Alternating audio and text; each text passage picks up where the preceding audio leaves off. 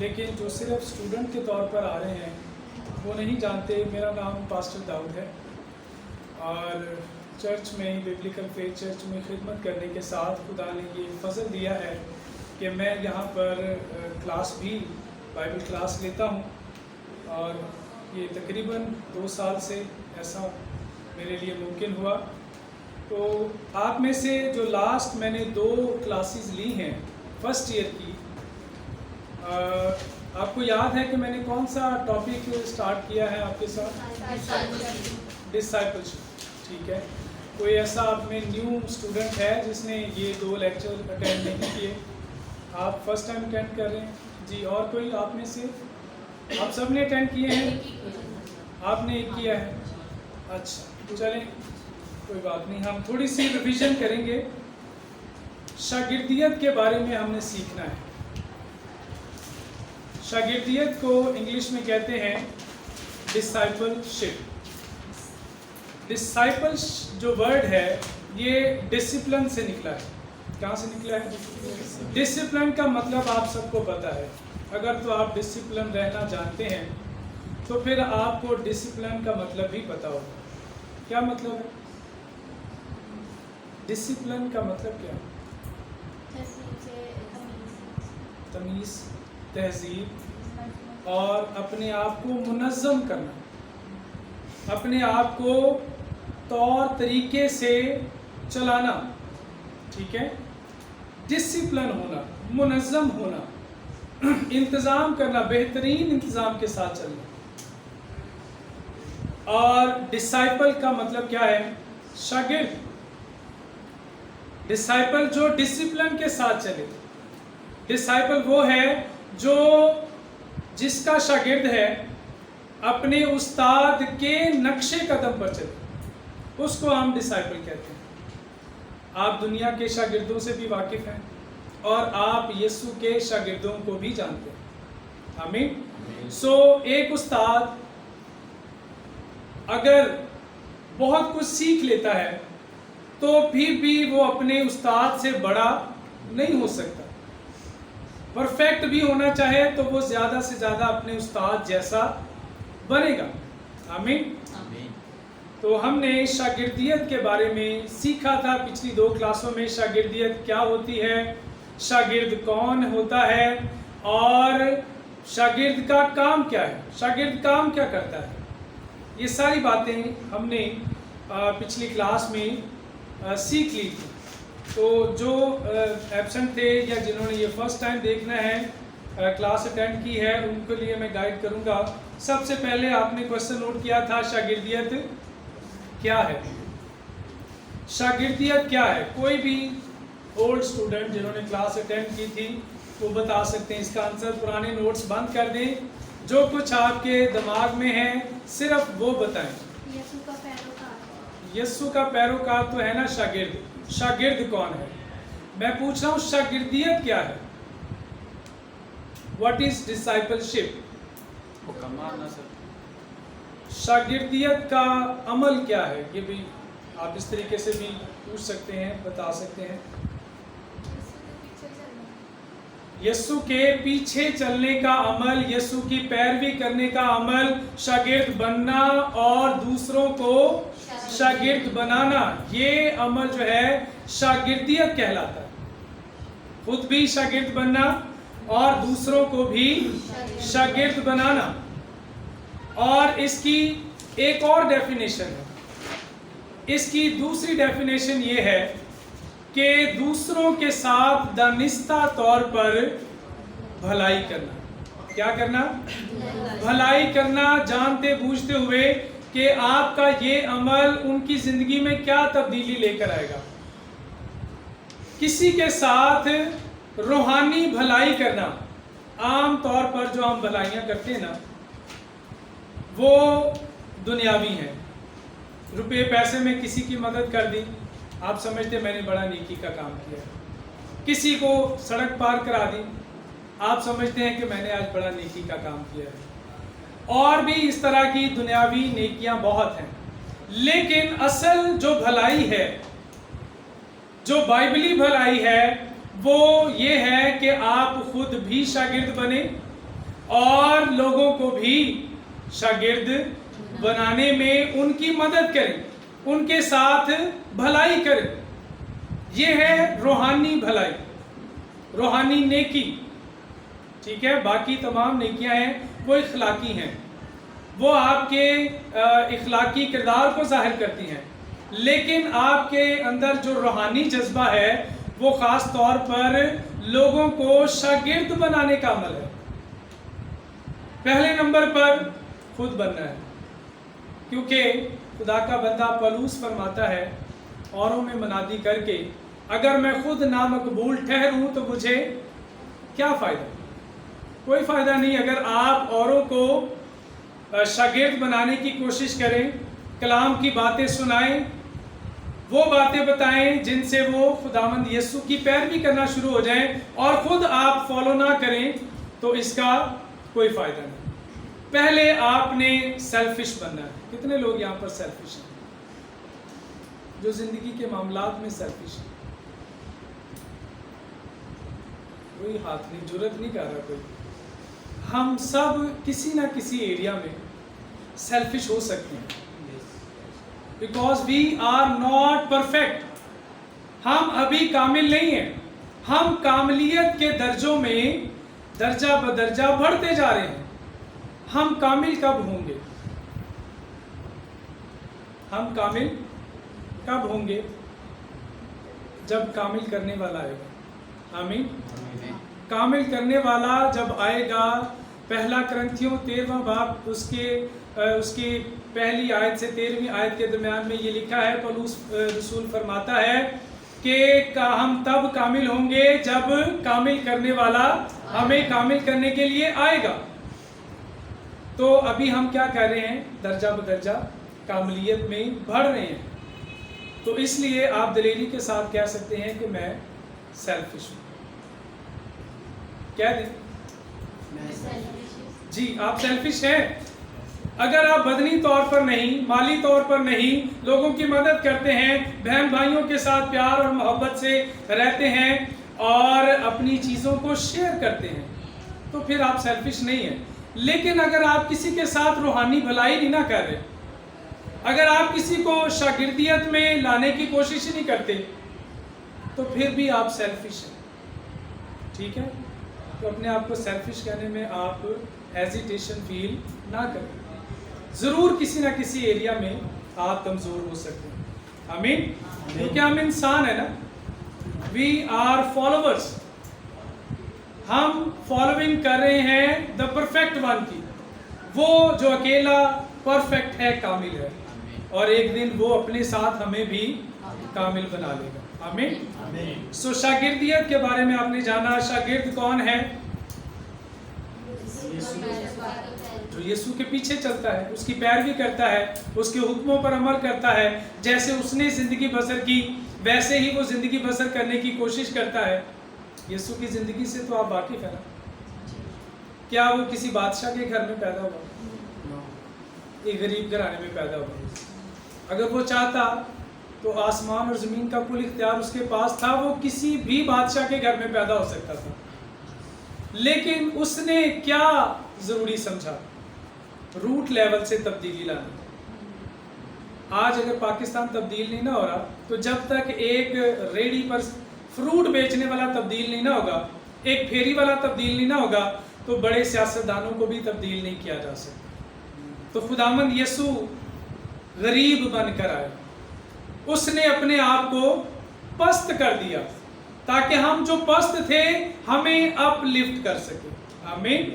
سو اگر آج آپ غریب ہیں یا فائنینشلی ویک ہیں کسی بھی ایریا میں، تو یہ آپ کی غلطی نہیں ہے.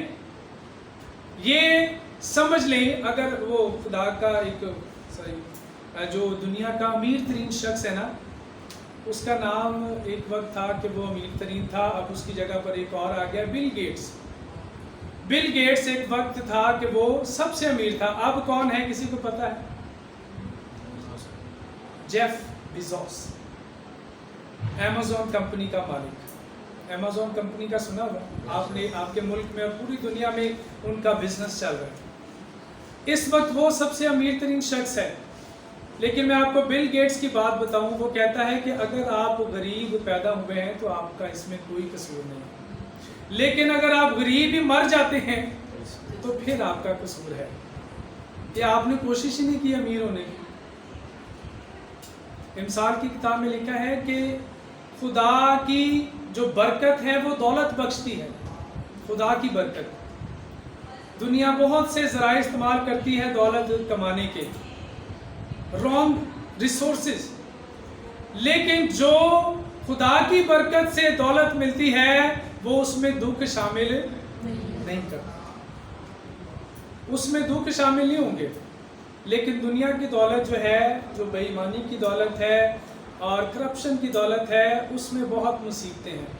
آپ کے پاس اگر دولت نہیں ہے نا تو آپ کی پریشانیاں بھی بہت کم ہوں گی، لیکن جس کے پاس بہت دولت ہے نا اس کے پاس پریشانیاں بھی بہت زیادہ ہیں۔ شاید آپ کو اس کا اندازہ ہو۔ آمین۔ شاگردیت کے بارے میں ہم بات کر رہے ہیں۔ شاگرد کون ہے؟ جو یسوع کو فالو کرتا ہے۔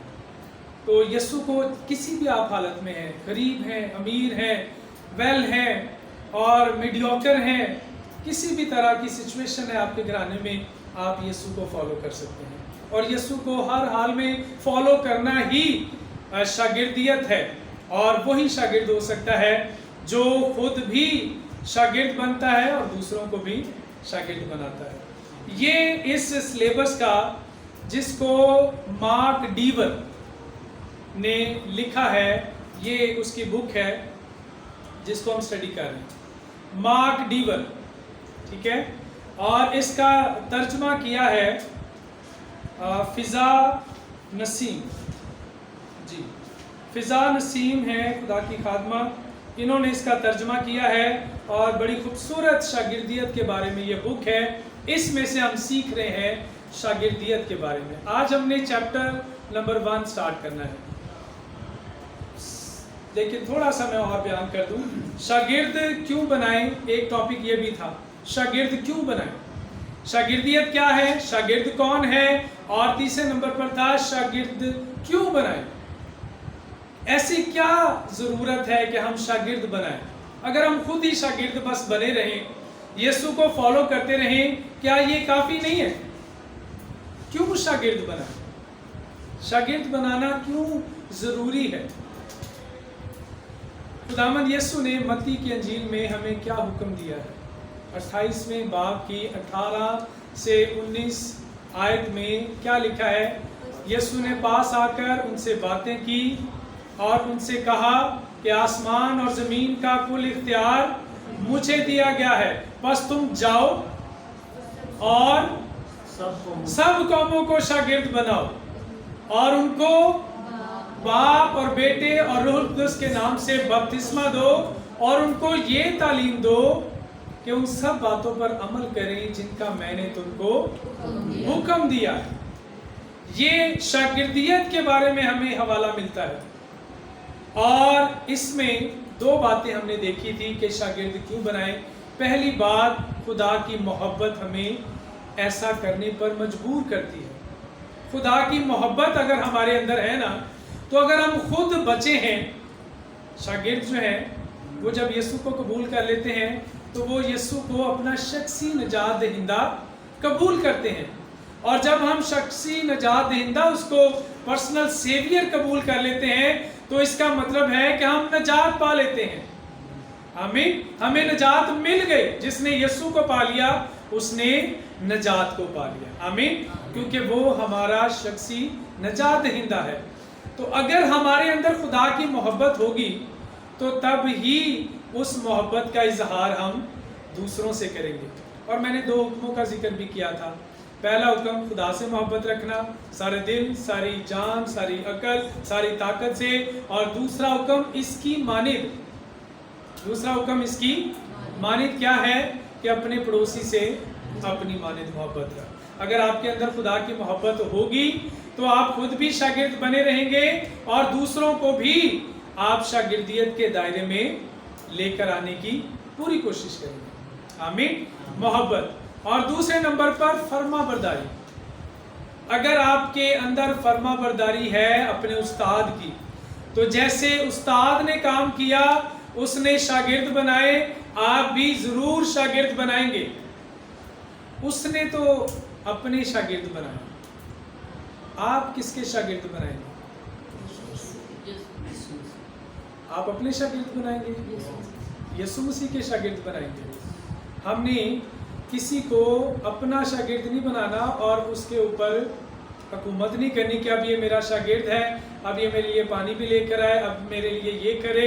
और दुनिया की शागिर्दियत का आपको पता ही है कि जब किसी को शागिर्द डालते हैं तो क्या करते हैं? मिठाई, एक सूट और पता नहीं अंगूठी और पता नहीं कुछ ऐसी चीज़ें भी हैं। 3-4 चीज़ें शर्तें पूरी करनी पड़ती हैं, फिर दुनिया में शागिर्द बनाते हैं। यीशु ने 12 शागिर्दों को कैसे चुना? नाम लेकर, तू भी आ जा। बहुत बड़ी भीड़ थी उसके चारों तरफ, एक एक करके उसने शागिर्दों को चुना और उसने कोई इनाम नहीं मांगा, उसने कोई उसका अजर नहीं मांगा और ना ही उनसे कहा कि मुझे गिफ्ट दो। तो हमने भी अगर किसी को शागिर्द बनाना है तो अपने शागिर्द नहीं, बज़ाहिर वो आपके शागिर्द नजर आएंगे, लेकिन आपने दर हकीकत उनको शागिर्द, उनको जो तालीम देनी है वो यीशु के शागिर्द बनने की तालीम देनी। आमीन। तो यीशु के शागिर्द बने, आपके शागिर्द नहीं। आमीन जी। मोहब्बत और फरमाबरदारी और कहाँ और कैसे शागिर्द बनाए, इसके बारे में भी हमने बात की थी कि शागिर्द बनाने कहाँ पर है। शागिर्द खुदावंद यीशु ने तो कहा कि सब कौमों में जाओ और उनको शागिर्द बनाओ। हुक्म में यही है ना कि सब कौमों में जाओ। अगर आप यीशु को कबूल करते हैं, यीशु के शागिर्द बन जाते हैं और अगली सुबह आप उठें और बैग पकड़े, बाइबल पकड़े और निकल जाए इलाकों में, मुल्कों में, कबीलों में, कौमों में और घर में कोई तब्दीली ना हो, तो क्या ये ठीक है? ये बिल्कुल ठीक नहीं है। क्यों ठीक नहीं है? क्योंकि खुदावंद यीशु ने अमाल की किताब में पहले बाब की 8वीं आयत में ये कहा था कि जब रूहुल कुद्स तुम पर नाजिल होगा तो तुम कुव्वत पाओगे, और जब रूहुल कुद्स की कुव्वत तुम्हें मिलेगी तो क्या करना है? यरूशलेम। पहला टारगेट आपका क्या है? यरूशलेम। यरूशलेम आपका घर हो सकता है, घर के अफराद हो सकते हैं, माँ बाप, बहन भाई, दोस्त, रिश्तेदार, ये है आपका यरूशलेम। आपका मोहल्ला हो सकता है, आपका इलाका हो सकता है, आपका शहर हो सकता है, ये है यरूशलेम। और दूसरे नंबर पर क्या है? यहूदिया, यानी आपका यहूदिया मुल्क हो सकता है, आपका सूबा हो सकता है। और तीसरे नंबर पर क्या है? सामरिया। सामरिया क्या है? गैर कौमें, जिनके पास यहूदी लोग जाना पसंद नहीं करते थे, जिनसे कोई बर्ताव नहीं रखते थे, उनसे नफरत करते थे और उनको वो बुरा समझते थे कि ये अच्छे लोग नहीं हैं। ऐसे लोगों के पास भी जाना है जिनसे आप नफरत करते हैं, जिनको मिलना पसंद नहीं करते। यीशु ने कहा कि अपने दुश्मनों से मोहब्बत रखो, और मोहब्बत का सबसे बेस्ट जो फार्मूला है उनको यीशु के पास लेकर, मोहब्बत रखने का तरीका, रुपए पैसे से मदद करना, दूसरे तरीके से हेल्प कर देना, ये तमाम दुनियावी तरीके हैं। लेकिन जो बाइबली मोहब्बत है वो खुद भी शागिर्द बनना और दूसरों को भी शागिर्द बनाना, ये बाइबली मोहब्बत है। आमीन। सो हमने कहाँ शागिर्द बनाना है? यरूशलेम में, यहूदिया में, सामरिया में और ज़मीन की इंतहा तक। अगर खुदा आपको फजल दे तो आप अफ्रीका में जाएं, अमेरिका में जाएं, और जितने भी 7 सूबे हैं सब में आप जा सकते हैं। सॉरी, कॉन्टिनेंट्स जो हैं, बर आज़म जो है, जहाँ खुदा का रूह आपको ले जाता है आप ज़रूर जाएं, लेकिन खुदा के हुक्म से, लैपटॉप के हुक्म से नहीं। बाज़ लोग लैपटॉप पे नेट खोल के तो पहुंच जाते हैं अमेरिका, कोई स्विट्ज़रलैंड, कोई कनाडा, कोई ऑस्ट्रेलिया, और फिर वो लाइन मिलाते हैं, उधर का कोई गोरा कोई काला मिल जाए तो बस कर गए, मिनिस्ट्री सुपर हिट। ऐसे है ज़्यादातर लोग आजकल यही कर रहे हैं, रात को बैठ जाते हैं, सारी सारी रात चैट करते हैं अंग्रेज़ों के साथ, ان کو بتاتے ہیں, ان کو تصویریں دکھاتے ہیں, یہ دیکھیں میری کلیسیا ہے, یہ دیکھیں میں بھٹوں پر جاتا ہوں, یہ دیکھیں میں غریبوں میں خدمت کرتا ہوں, مجھے آپ کی سپورٹ کی ضرورت ہے. وہ پھر ادھر سے ڈالرز میں پیسے بھیجتے ہیں. یہ بھی طریقہ ہے. لیکن اصل طریقہ کیا ہے کہ آپ رات کو رابطہ کریں, کس کے ساتھ کمیونیکیشن کریں, جہاں وہ آپ کو کہے کہ یہاں پر جا وہاں پر جائیں. خدا کے خادم پاسٹر ایلون جان آج تک امریکہ نہیں گئے, آج تک وہ کینیڈا نہیں گئے, بڑے بڑے ملکوں میں نہیں گئے. کہاں گئے ہیں؟ بنگلہ دیش گئے ہیں, غریب ملکوں میں گئے ہیں, اور مالدیو میں گئے ہیں. ایسے جو غریب ملک ہیں ان میں انہوں نے وزٹ کیا ہے, کیونکہ خدا نے ان کو کہا ہی نہیں کہ ان امیر ملکوں میں جاؤ. جہاں خدا آپ کو کہتا ہے آپ نے وہاں خدمت کرنی ہے, جہاں پر ضرورت ہے. آپ نے واٹس ایپ پہ وہ تصویر دیکھی ہوگی, کسی بندے نے شیئر کی کہ ایک نہر ہے, اس کے اندر مچھلیاں ہیں, ایک اس کنارے پر کھڑا ہے شخص اور ایک اس کنارے پر کھڑا ہے. ایک شخص نے کنڈی لگائی ہے نہر کے اندر, اور جو اس سائڈ پر کھڑا ہے اس نے کنڈی لگائی ہے اس شخص کی ٹوکری میں جس میں اس نے مچھلیاں پکڑ کے رکھی ہوئی ہیں. تو آج بہت سے لوگ خادم ایسے ہیں کہ دوسروں کی جو بنی بنائی کلیسیا ہے ان میں سے ممبر توڑنے کی کوشش کرتے ہیں. سو ہم نے ایسا نہیں کرنا. ان علاقوں میں ضرورت ہے جہاں پر کوئی نہیں گیا, آپ ان علاقوں کو ریچ کریں, ان لوگوں کو ریچ کریں جو ابھی تک خداوند سے دور ہیں, جن کو شاگردیت میں لے کر آنا چاہیے, جو آلریڈی شاگرد ہیں, جو آلریڈی کسی چرچ میں جا رہے ہیں, جو آلریڈی خدمت کر رہے ہیں. اب بنے بنائے جو شاگرد ہیں ان کو اپنے شاگرد بنانے کی کوشش نہ کریں. آمین. سو دس از کالڈ ڈسائپلشپ. اور کہاں کہاں جانا ہے یہ بھی آپ نے, یہ تعارف تھا. آپ لوگ جو خاص طور پر بھائی ہیں, جو کوئی اور ہے, آپ کی ریویژن بھی ہو گئی. ابھی ہم سٹارٹ کریں گے چیپٹر نمبر 1. آمین.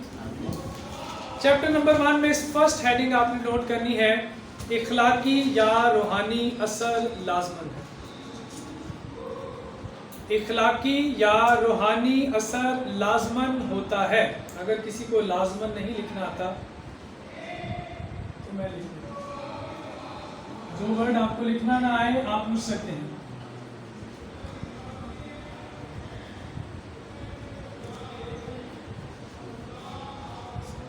لازمن نہ لکھنا آئے تو آپ لازمی بھی لکھ سکتے ہیں.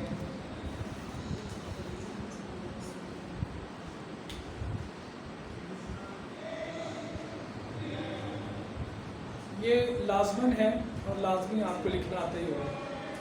اخلاقی یا روحانی اثر لازمن ہوتا ہے.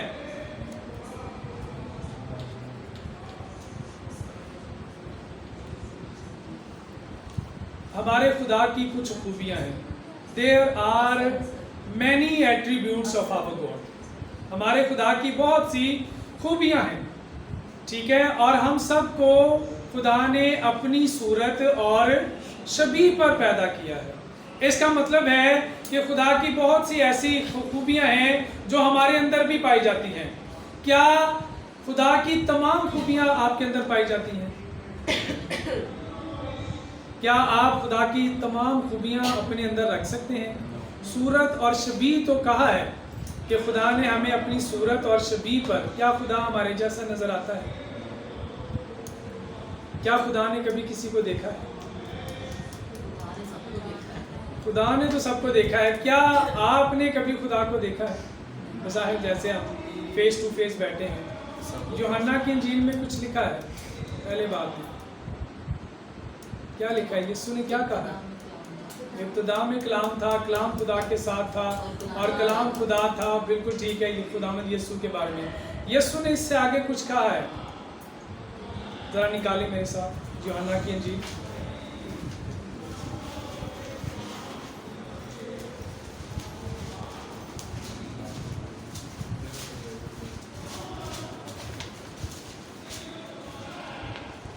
اٹھارہویں آیت, پہلا باب کا 18ویں آیت.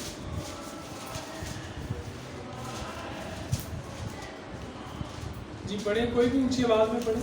خدا کو کسی نے کبھی نہیں دیکھا, इकलौता बेटा जो बाप की गोद में है उसी ने जाहिर किया। आमीन आमीन। जब भी वर्ष खत्म होती है तो ऊंची आवाज में आमीन कहा करें। एक बार फिर कह दें आमीन। खुदा को किसी ने कभी नहीं देखा। मूसा ने देखने की कोशिश की थी, बड़ी शदीद ख्वाहिश थी उसके अंदर कि मैं खुदा को देखूं, लेकिन खुदा ने उसको अपना चेहरा नहीं दिखाया। क्यों नहीं दिखाया? खुदा ने उसको कहा कि अगर तूने मेरा चेहरा देख लिया तो जो शख्स मेरा चेहरा देख लेता है वो जिंदा नहीं रह सकता। इस कदर जलाल, इस कदर नूर है। खुदा ने उसको कहा कि मैं गुजरूंगा पहाड़ के आड़ से तो तू पीछे से मुझे देख पाएगा। और पीछे से देखकर भी वो इस कदर जलाल और नूर को नहीं देख सकता था कि उसका चेहरा अपना जलाल से भर गया। लेकिन यहाँ पर हम सब पर फजल हुआ है। इंसान को खुदा ने अपना चेहरा दिखा दिया है अपने इकलौते बेटे की सूरत में, उसके वसीला से। खुदा को किसी ने कभी नहीं देखा, इकलौता बेटा जो बाप की गोद में है उसी ने जाहिर किया। आमीन। तो खुदावंद यीशु ने खुद भी यूहन्ना के इंजील में ये बात कही, जिसने मुझे देखा उसने बाप को देखा। यानी इंसानियत को खुदा ने अपना चेहरा अपने बेटे की सूरत में दिखा दिया है। आमीन। अब वो बात नहीं है जो खुदा ने कही थी कि मुझे देखकर कोई जिंदा नहीं रह सकता। तब जो खुदा को देखता वो मर जाता, लेकिन अब जो यीशु को देखता है उसमें जिंदगी आ जाती है। हालेलुया। हमेशा की जिंदगी। दुनियावी तो जिंदगी है ही उसकी तरफ से, लेकिन जो उसको देख लेता है, जान लेता है, उसमें हमेशा की जिंदगी आ जाती है। आमीन आमीन। सो खुदा की खूबियाँ, कुछ ऐसी खूबियाँ हैं जो हमारे अंदर मौजूद हैं जिनको हम हासिल कर सकते हैं, और कुछ ऐसी खूबियाँ हैं जो हम हासिल नहीं कर सकते, जो सिर्फ खुदा की ज़ात में ही पोशीदा है। वो सिर्फ खुदा की ज़ात तक ही लिमिटेड है। और आप ज़रा नोट फरमाएं पहली खूबी,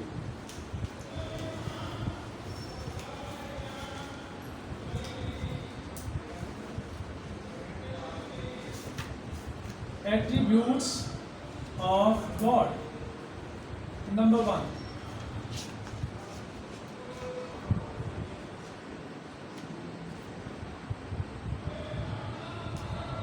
ओमनीपोटेंट।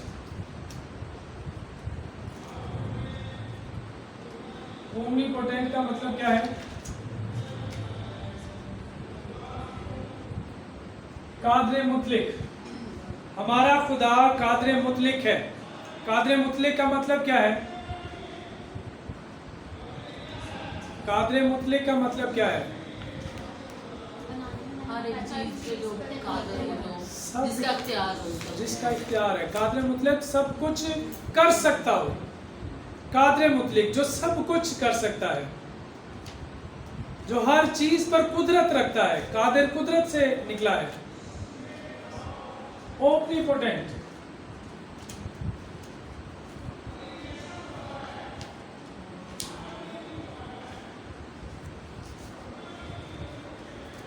दूसरे नंबर पर है ओमनिशिएंट। ओमनिशिएंट क्या है?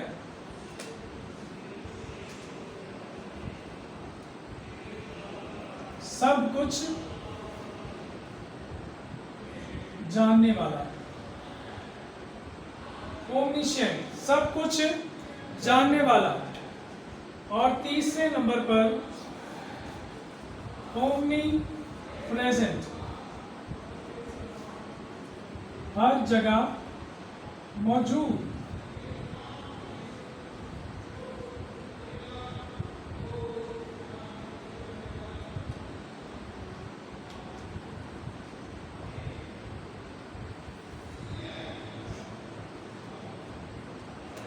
अनचेंजेबल।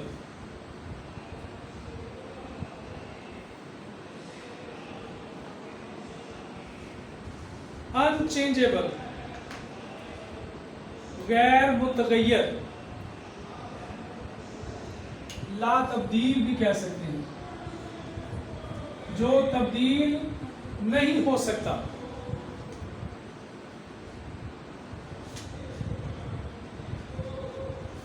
جو تبدیل نہیں ہو سکتا.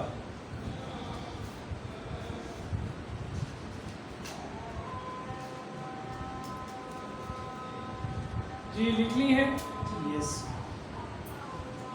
اب یہ خدا کی وہ ایٹریبیوٹس ہیں جو آپ کے اندر نہیں آ سکتی، جو آپ کے اندر موجود نہیں ہیں. نہ تو آپ قادر مطلق ہیں، یعنی سب کچھ نہیں کر سکتے. ہر جگہ پر کائنات میں کیا ہو رہا ہے، صرف اومنیشینٹ یعنی خدا جو سب کچھ جاننے والا ہے وہ کر سکتا ہے، وہ جان سکتا ہے. ٹھیک ہے. اومنی پریزنٹ، ہر جگہ موجود خدا ہی ہو سکتا ہے، انسان نہیں ہو سکتا. انسان ایک جگہ ایک وقت میں صرف ایک جگہ پر موجود ہو سکتا ہے، لیکن ہمارا خدا ہر جگہ موجود ہے. اور خدا لا تبدیل ہے، انچینجبل. وہ تبدیل نہیں ہو سکتا کیونکہ وہ کل آج بلکہ ابد تک یکساں خدا ہے. آمین. سو خدا نے ہمیں اپنی صورت اور شبیہ پر تو بنایا ہے، لیکن یہ وہ خدا کے ایٹریبیوٹس ہیں جو ہمارے اندر نہیں ہیں. تو پھر کون سے ایٹریبیوٹس ہیں جو ہمارے اندر ہیں؟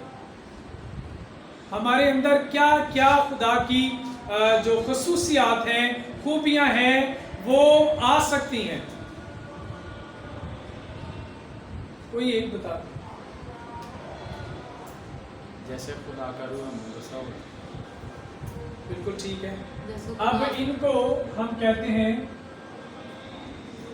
ناقابل شراکت. ناقابل شراکت خوبیاں، یعنی جن خوبیوں میں ہم شریک نہیں ہو سکتے، یہ خدا کی وہ خوبیاں ہیں.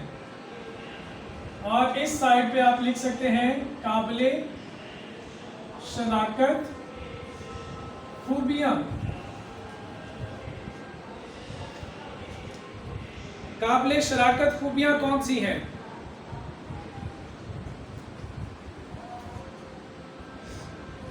نمبر 1 پاکیزگی. خدا پاک ہے اور ضرور ہے کہ اس کے بلانے والے بھی پاک ہو، یعنی ہم پاک ہو سکتے ہیں جیسے ہمارا خدا پاک ہے. آمین. اور خدا کامل ہے. کیا ہم کامل ہو سکتے ہیں؟ متی کی انجیل 6 باب 48ویں آیت میں لکھا ہے، بس تم کامل ہو جیسا کہ تمہارا آسمانی باپ کامل ہے. اس کا مطلب ہے ہم کامل ہو سکتے ہیں. اور یعقوب کے خط میں 3 باب کی 2 آیت میں یہ لکھا ہے، ہم سب اکثر خطا کرتے ہیں، لیکن کامل شخص وہ ہے جو بولنے میں خطا نہ کرے، جو زبان سے خطا نہ کرے. خدا کا بندہ ایوب، اس کی 4 صفات، 4 خوبیاں لکھی ہیں پہلے باب کے آغاز میں، کہ اوز کی سرزمین میں ایک شخص تھا جو راست باز تھا، جو کامل تھا، جو بدی سے دور رہتا تھا اور جو خدا سے ڈرتا تھا. یہ 4 خوبیاں تھیں اس میں، اور اس میں سے ایک خوبی تھی وہ کامل شخص تھا، کیونکہ اس نے زبان سے خطا نہیں کی. دیکھتے ہیں کہ اس کے اوپر دکھ کتنے آئے، کتنے دکھ آئے، آپ صرف سوچ سکتے ہیں. لکھا ہے اہل مشرق میں اس کے جیسا امیر شخص کوئی تھا ہی نہیں. اس قدر مال و دولت، اس قدر جائیداد اور سب شان و شوکت اس کے پاس تھی، لیکن ایک ہی دن میں سب کچھ جاتا رہا. ایک کے بعد ایک نوکر آ رہا ہے، اس کو بتا رہا ہے تیرے اس کاروبار میں بھی جو ہے لاس ہو گیا ہے، یہ چیزیں بھی تباہ ہو گئی ہیں، بھیڑ بکریاں مر گئی ہیں. اور آخری بندے نے آ کے کہا کہ تیرے جو 10 بیٹے اور بیٹیاں تھیں نا، ایک ہی چھت میں وہ کھانا کھا رہے تھے مل کے، وہ چھت گری اور سارے مر گئے. صرف بچا کیا؟ اس کی بیوی. اور اس کی بیوی کیونکہ کمزور ایمان کی تھی، اس نے کہا کہ خدا کے نام کی تکفیر کر اور مر جا. لیکن اس نے اپنی بیوی کی نہیں مانی. اکثر بھائی بیوی کی بہت مانتے ہیں. माननी पड़ती है। लेकिन खुदा के मामले में जो है ये बात खुदा के बंदा अय्यूब से हमने सीखनी है। उसने मुसीबत की घड़ी में अपनी बीवी की बात नहीं मानी। उसने उसको क्या जवाब दिया कि हम खुदा से सुख पाएं और दुख ना पाएं। यानी जो खुदा ने, जिसने हमें इतने ज़्यादा सुख दिए, इतनी मालो दौलत दी, इतनी शोहरत दी, शान दी, अब अगर सब कुछ उसने हमसे छीन लिया है तो क्या हो गया? उसने कहा कि खुदावन ने दिया, खुदावन ने ले लिया, उसी का नाम मुबारक। उसने ज़ुबान से खता नहीं की।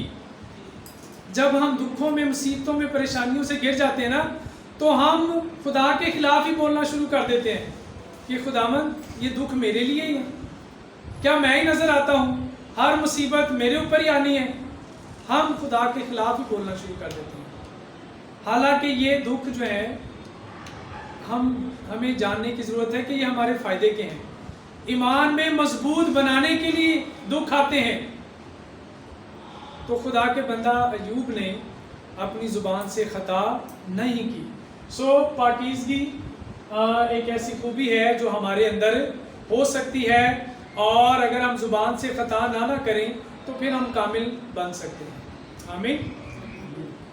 काम बड़ा मुश्किल है, ज़ुबान को कंट्रोल करना। खुदा के बंदा अय्यूब ने ज़ुबान के बारे में, याकूब ने ज़ुबान के बारे में बड़ी ज़बरदस्त बातें कही हैं। 3 बाब अगर आप पढ़ के देख लें तो अगर आपने पढ़ा है तो आपके रोंगटे भी खड़े होंगे और आप की आंखें खुलेंगी कि ज़ुबान किस कदर जो है हमारे लिए ख़तरे का बाइस है। हम इसको कंट्रोल नहीं करते। ये एक आग की चिंगारी की मानिंद है जो जंगल में अगर जला दी जाए तो सारा जंगल जो है उसको आग लग जाती है। आपकी ज़िंदगी को बर्बाद कर सकती है आपके मुंह से निकला हुआ एक जुमला। तो ज़ुबान की बड़ी अहमियत है। आमीन। ये वो खूबियां हैं जो हमारे अंदर होनी चाहिए। दूसरे नंबर पर है मोहब्बत। खुदा मोहब्बत है और उसने हमारे अंदर भी मोहब्बत का जज्बा पैदा किया है। हमें भी उसने मोहब्बत करना सिखाया है। हमारी शरिस्त में, हमारी फितरत में मोहब्बत करना पाया जाता है।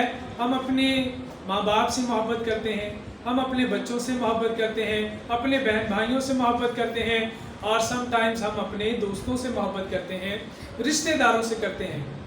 ठीक है, लेकिन खुदा ने आपके अंदर कुव्वत रखी है कि आप अपने दुश्मन से भी मोहब्बत रख सकते हैं। आमीन।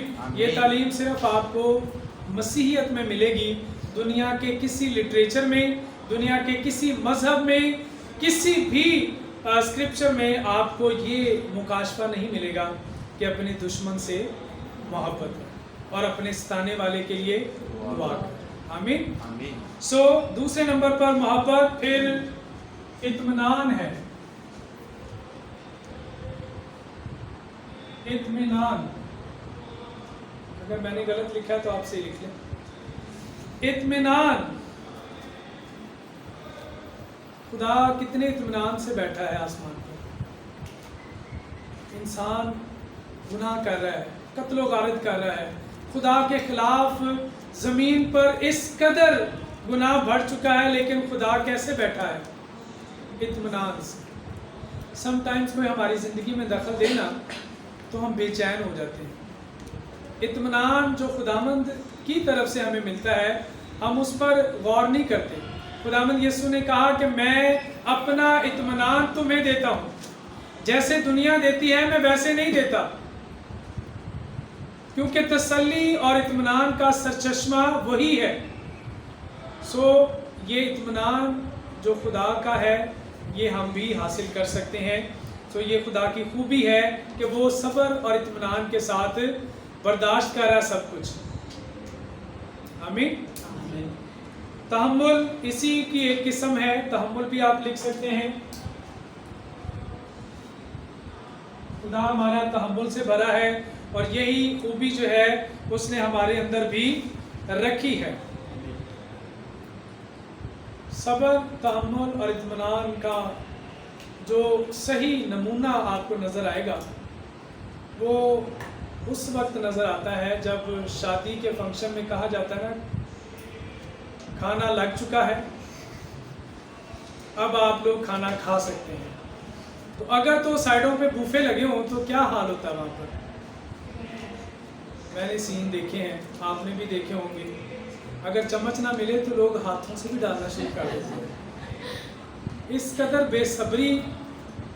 لیکن خدا کا شکر ہے کہ ہم نے اس بات کو سیکھا ہے ببلیکل فیتھ چرچ میں آ کر پاسٹر ایلبن کے وسیلہ سے. ان کے ساتھ اگر کبھی شادی اٹینڈ کرنے کا اتفاق ہو تو خدا نے ان کو عزت ہی بڑی دی ہے کہ وہ جس جگہ پر بیٹھے کھانا ادھر ہی آ جاتا ہے. لیکن اگر کوئی ایسی سچویشن ہو کہ جہاں پر خود ڈالنا ہو تو ہم ویٹ کرتے ہیں جب بوفے جو ہے وہ بالکل خالی ہو جائے یا رش کم ہو جائے تو کھانا بچے نہ بچے بچا کچا بھی کھا لیتے ہیں. اس کو کہتے ہیں صبر، تحمل، اطمینان. سو یہ تحمل خدا کے لوگوں میں نظر آنا چاہیے. ٹھیک ہے. پھر آپ کو ٹریفک میں نظر آتا ہے صبر نام کی کوئی چیز ہی نہیں. سگنل بند ہے توڑ کے جا رہے ہیں. ایسے ایسے گاڑیوں کے آگے پیچھے دائیں بائیں سے بائکس والے نکلتے ہیں. بے صبری کی انتہا ہے. آپ کے معاشرے میں بہت سے لوگ ایسے ہیں جو بالکل ان چیزوں کا خیال نہیں رکھتے، لیکن یہ خوبیاں ہیں خدا کی. تحمل، صبر، اطمینان، یہ آپ کے اندر نظر آنی چاہیے. بینگ ڈسائپل، شاگرد کا کام کیا ہے؟ سیکھنا. اور جو خدا کے اندر ہے، خدا کے اکلوتے بیٹے کے اندر خوبیاں ہیں وہ ہمارے اندر بھی نظر آنی چاہیے. آمین. پھر ہے نیکی اور بھلائی.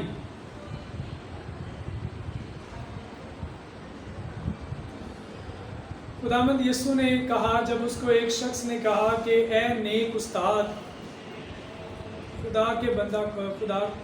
کسی بندہ نے خداوند یسوع کو نیک استاد کہہ کر جب بلایا تو خداوند یسوع نے کیا جواب دیا؟ تو مجھے نیک کیوں کہتا ہے؟ نیک تو بس ایک ہی ہے. ہم ایک نیکی کر لیں نا ہفتے میں تو سارا ہفتہ اس نیکی کا جو نا تکبر ہمارے اندر رہتا ہے کہ میں نے یہ اچھا کام کیا ہے. اب جو اصل میں نیک تھا وہ کہتا ہے کہ مطلب وہ بیٹا بن کے آیا ہے، دنیا میں نبی بن کر آیا ہے، پیغمبر بن کے آیا ہے، خدا کی آواز بن کر آیا ہے. اب وہ اس کے اندر ہمبلنس چیک کریں کہ وہ کہہ رہے ہیں کہ نیک تو صرف ایک ہی ہے. یعنی وہ خدا کو جلال دینا چاہتا ہے، اپنے آپ کو نیک نہیں کہہ رہا. حالانکہ سب جانتے ہیں کہ وہ نیکی ہی تو کرنے آیا تھا. سب سے بڑی نیکی اس نے ہمارے ساتھ کی کہ ہمارے لیے اپنی جان کو صلیب پر دے دیا. تو ہم ایک نیکی کر لیں تو دل میں جو ہے نا خوشی سے جذبات پھولے نہیں سماتے ایک دوسرے کو. میں نے آج یہ کام کیا، میں نے آج کسی کو سڑک پار کرائی، میں نے آج وہ آپ نے شاید فیس بک پہ تصویر دیکھی ہوگی، ایک بیمار شخص بیچارہ اور سائڈوں پر تین بندے ادھر 3 بندے ادھر 1000 روپے کا نوٹ انہوں نے اس کو دیا اور اس کی تصویر بنا کر انہوں نے فیس بک پر چڑھا دی. 1000 روپیہ دے رہے ہیں بیمار کو اور 6 بندے کھڑے ہیں. تصویر بنائی انہوں نے اسپیشل، اور دیکھیں کس طرح سے اپنی نیکیوں کو وہ پبلسائز کرتے ہیں، پبلسٹی کرتے ہیں. تو ہم نے ایسے نیک نہیں بننا، ہم نے نیکی کرنی ہے جیسے خدا نیکی کرتا ہے، جیسے وہ نیک ہے اس کی مانند نیک بننا ہے. نیک بن بھی جاتے ہیں، ہوتے بھی ہیں، تو اپنے آپ کو کہنا نہیں میں بڑا نیک بندہ ہوں. ٹھیک ہے. تو یہ خدا کی خوبی ہے اور یہ خدا کے لوگوں میں اور یسوع کے شاگردوں میں نظر آنی چاہیے. آمین. پھر بھلائی. خدا بھلا ہے، اس کی شفقت ابدی ہے، اس کا پیار نرالا ہے، وہ اپنے لوگوں کے لیے بھلائی کے منصوبے رکھتا ہے. ہم لوگوں کے لیے کیسے منصوبے رکھتے ہیں؟ اپنے لیے، اپنے بہن بھائیوں کے لیے، اپنے بچوں کے لیے ہم کتنے اچھے منصوبے بناتے ہیں. میرا بیٹا یہ کرے گا، میری بہن یہ کرے گی. دوسروں کے لیے آپ کیسے منصوبے رکھتے ہیں؟ یہ چیز قابل غور ابھی سوچنے کی بات ہے. اگر ہم دوسروں کی بھلائی کا خیال نہیں نہ رکھتے then it means you are selfish. پھر جب آپ سے کوئی پوچھے نا کہ آر یو سیلفش، تو دلیری کے ساتھ ہاتھ کھڑا کرنا ہے، یس آئی ایم سیلفش. ٹھیک ہے، چپ کر کے نا بیٹھے نہیں رہنا کہ میں تو نہیں ہوں، اگر میں نے ہاتھ کھڑا کر دیا تو ان کو تو پتہ چل جائے گا یہ بھی سیلفش ہے. تو کسی نہ کسی ایریا میں ہم سب سیلفش ہو سکتے ہیں، لیکن بھلائی یہ خدا کی خوبی ہے، وہ بھلا ہے جیسے وہ بھلا ہے. ہی از گڈ گاڈ. ہمیں بھی گڈ بننا ہے، بھلائی کرنی ہے، اور سب سے بڑی بھلائی جیسے میں نے آپ کو پہلے بتایا وہ یہی ہے کہ لوگوں کو یسوع کے پاس لے کر آنا، ان کو شاگرد بنانا. ٹھیک ہے، یہ سب سے بڑی بھلائی ہے جو آپ دوسروں کے ساتھ کر سکتے ہیں. آمین. آپ روپے پیسے سے ان کی مدد کریں یا نہ کریں، اگر آپ کے پاس گنجائش ہے، ایکسٹرا منی ہے، تو آپ ضرور کریں، لیکن اس سے زیادہ اچھا یہ ہے. اب یہاں پر ہمارے آپ دیکھتے ہیں کہ بہت سے چرچز جو ہیں یا بہت سے خدا کے خادم ہیں، یا آپ کہہ لیں کہ جن کے پاس مال و دولت ہے، امیر لوگ کرسچنز میں یا مسلمز میں، وہ اس طرح سے بھلائی کرتے ہیں، لوگوں کو روپیہ پیسہ بانٹتے ہیں، خیرات کرتے ہیں. لیکن ہم نے اس بات کو سیکھا ہے کہ آپ اگر کسی کے ساتھ بھلائی کرنا چاہتے ہیں تو اس شخص کو مانگنے کی عادت مت ڈالیں. جب آپ روپے پیسے سے کسی کی مدد کرتے ہیں، مدد کرنا بری بات نہیں ہے، لیکن کیا ہوتا ہے اس سے خرابیاں پیدا ہوتی ہیں. خرابیاں کیا ہوتی ہیں کہ اس شخص کو عادت پڑ جائے گی، وہ پھر آپ کے ہاتھ کی طرف دیکھے گا. اگر آپ اس کو دنیا کے خالق اور مالک کے پاس لے کر آئیں اور وہ اس کے سامنے ہاتھ اٹھائے، تو نہ تو وہ خود جو اپنے آپ میں برا فیل کرے گا کہ میں نے مانگ کر کھایا ہے یا لیا ہے، تو وہ جو خالق اور مالک ہے اور اپنی مٹھی کھولتا ہے اور ہر ایک جاندار کی ضرورت کو پورا کرتا ہے، اس سے مانگنا اس کو سکھائیں. اگر آپ اپنے ہاتھ سے اس کی مدد کریں گے تو پھر آپ کے ہاتھ کی طرف ہی دیکھے گا. اس کا دھیان کس کی طرف لگائیں؟ جو سب کو دیتا ہے. سو یہ آپ نے شاگردوں نے سیکھنا بھی ہے اور سکھانا بھی ہے. حقیقی بھلائی یہی ہے کہ آپ لوگوں کو سکھا دیں کہ وہ خدا سے مانگنا سیکھ جائیں، آپ سے نہیں، کسی امیر شخص سے نہیں. زبور 118 اور اس کی 8ویں آیت میں لکھا ہے، کیا لکھا ہے؟ کیا لکھا ہے؟ خداوند یسوع کو شاگرد نے ابلیس نے جب آزمایا تو جیسے جیسے اس نے سوال اٹھایا ویسے ویسے کلام کے وسیلہ سے یسوع نے جواب دیا. تو جو شاگرد ہیں نا ان کو بھی کلام کی آیتیں یاد ہونی چاہیے. ٹھیک ہے، پڑھ کے نہیں بتانا. زبور 118 بڑی مشہور ہے اور یہ مرکزی آیت کہی جاتی ہے آپ کے جو بائبل مقدس ہے، اس کی مرکزی آیت. خدا پر توکل کرنا انسان پر بھروسہ رکھنے سے بہتر. آمین. خدا پر توکل کرنا سیکھیے.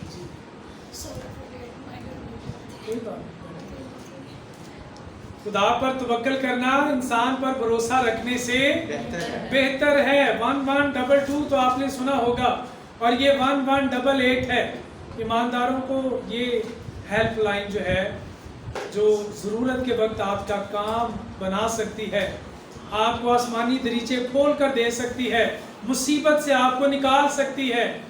یہ 1188 آپ نے کبھی نہیں بھولنا کہ خدا پر توکل کرنا انسان پر بھروسہ رکھنے سے بہتر ہے. پھر 1189 اس سے اگلی ہی آیت 9ویں آیت میں کیا لکھا ہے؟ خدا پر توکل کرنا عمرہ پر بھروسہ رکھنے سے بہتر ہے. اکثر ہم اپنے جو امیر رشتہ دار ہیں، دوست ہیں، ضرورت کے وقت ان کو دیکھتے ہیں، ان پر بھروسہ رکھتے ہیں، لیکن خدا چاہتا ہے کہ جو عمرہ کا بھی عمراؤ ہے، سب سے امیر ہے، ہر ایک خزانہ آسمان کے تلے اور زمین کے اوپر ہمارے خدا کا ہے. ٹھیک ہے، اور جو خالق اور مالک ہے، خزانوں کا مالک ہے، ہم اس کی طرف کیوں نہیں دیکھتے؟ ہم اس کی طرف ہاتھ اٹھائیں، اس سے مانگیں جو فیاضی سے دیتا ہے، جو آپ کو ملامت بھی نہیں کرتا. دنیا کے لوگوں سے مانگیں گے تو وہ آپ سے ٹائم لیمٹ لیں گے کہ بھی اتنے دنوں کے بعد پیسے مجھے واپس کر دینے ہیں. لیکن جو پیسہ آپ کو خدا دیتا ہے کیا وہ ڈیمانڈ کرتا ہے؟ نہیں. لیکن جو آپ اپنے ہاتھ کی کمائی محنت کرتے ہیں نا، اس کا 10واں حصہ وہ ضرور مانگتا ہے. اس کا 10واں حصہ اس کے اوپر آپ کا حق ہی نہیں ہے.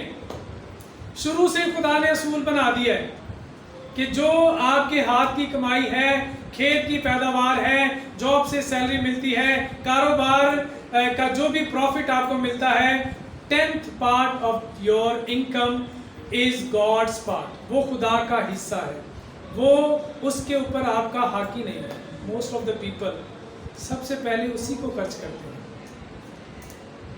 جب آپ اپنی سیلری لے کر آتے ہیں نا، اور اگر اس میں سے خدا کو اول درجہ نہیں دیتے، حق کیا ہے، چاہیے کیا کہ اپنی انکم میں سے، سیلری میں سے سب سے پہلے آپ 10واں حصہ جو ہے وہ الگ کریں، اور باقی جو آپ کا ہے اس میں سے اپنے اخراجات پورے کریں.